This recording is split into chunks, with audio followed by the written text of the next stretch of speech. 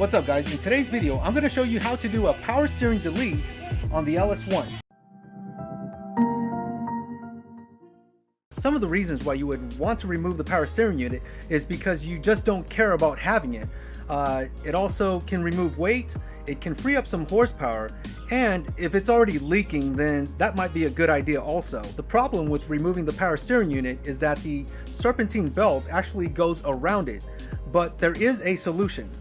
First thing we're going to do is take off the serpentine belt right here, and the tensioner is actually right here. So I'm just going to push this back a little and pull off the serpentine belt real quick.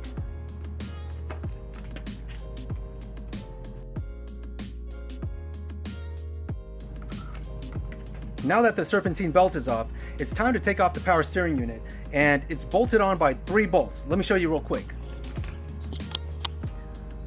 So there's one bolt right here, there's one over here which I've already removed, and there's one on the bottom. Hopefully you guys can see that. It's right there. So 3 bolts total. I forgot to mention, the 3 bolts are 15 millimeter. So I got it off, and the trick to getting all the accessories to work is the belt. Okay, so now with the power steering unit removed, we need to remove this idler right here. So it looks like a 15 millimeter. And here's the belt. I'll move it closer so you guys can see, and I'll also provide a link in the description section to where I bought this belt.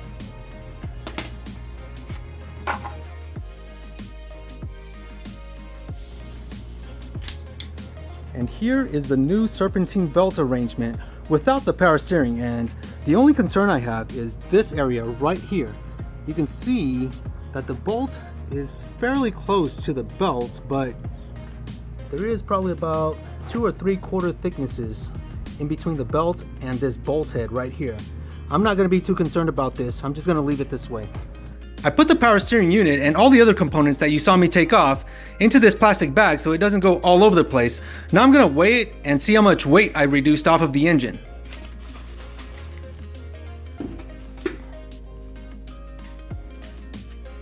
And it is 8.8 pounds. Now I am missing a few things, so we'll just say it's around 9 to 10 pounds of weight reduction. Now the power steering unit has been removed, and you can see how clean it looks now. The reason why I did it was because the 240SX's power steering system, the steering rack itself, was already leaking. So I decided, you know what? Is it going to be that much more difficult to steer the steering wheel?